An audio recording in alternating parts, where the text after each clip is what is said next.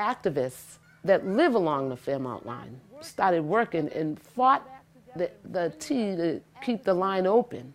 And Greater Four Corners Action Coalition spearheaded the efforts. We did rallies, protests, focus groups, and community meetings and prayer rallies. We did everything. It was not simple. But we didn't understand the dynamics. So what have we done from over on this end? Over the last about an 8-year period of time, we've put close to about $175 million of investment into Fairmount Corridor. And then that's leveraging federal dollars that have come in, and then in addition to that, dollars from the state and then the city of Boston. And so overall, within the corridor, there has just been a significant investment, philanthropic community, Boston Foundation, and others.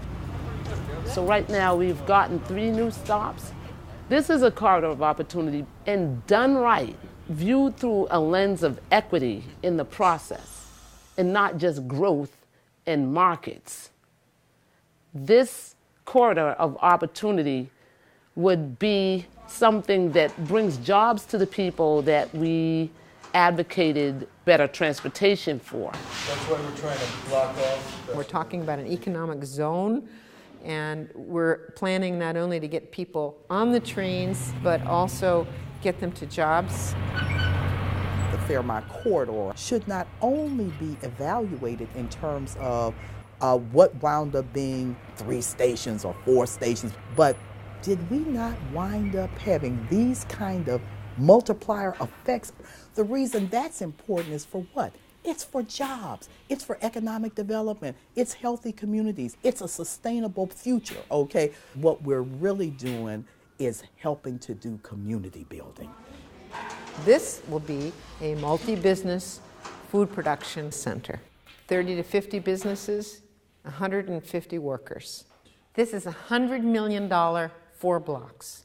We got this factory, we have another factory down the street that will be a maker space for wood, metal, jewelry, fabrics. Right here there will be job training. Think of it like a Planet Fitness center where you pay a monthly membership fee and you can use all the machines and there's somebody to train you on the machines. That's going to be the idea of a maker space. But at the end of the day, I always want to bring some youth from the neighborhood. Right. My hope for a building like this, I would love to see some hands-on craft come in here.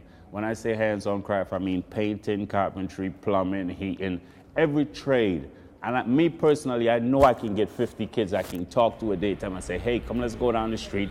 We're going to go put in a couple hours down there. You're going to learn a skill. The Fairmount line has definitely created a foundation for collaboration, and we are seeing concrete results. We're standing in the Talbot Ave stop on the Fairmount line. The way a transit stop can best benefit their neighborhood is to concentrate density right at the station and have green space in the rest of the neighborhood where the bulk of the people live. The Cobbin Square NDC has developed a pipeline of over 1,500 units of affordable housing within a half-mile radius of each of the stops on the Fairmount line. Because of the successes that we've had in bringing in transit, that's creating a lot of attention and making our neighborhood a much more attractive neighborhood. So newcomers with much more means are starting to move into our neighborhood. That's an opportunity for our neighborhood, but it's also very much a threat for our neighborhood given the history of gentrification in Boston and across this country. But gentrification puts you in a place where you're forced to almost push back against things you've always wanted for yourself. Some of our fears would be that we wake up one day and God forbid, the people that work so hard to bring better public transportation mysteriously disappeared. And they're now living somewhere far away from transportation with the same problem that we were fighting against. We do have to be proactive. We can't be reactive all the time because generally when you react to something, it's already gone. Our response is mobilize, organize, educate, motivate, and elevate. In a word.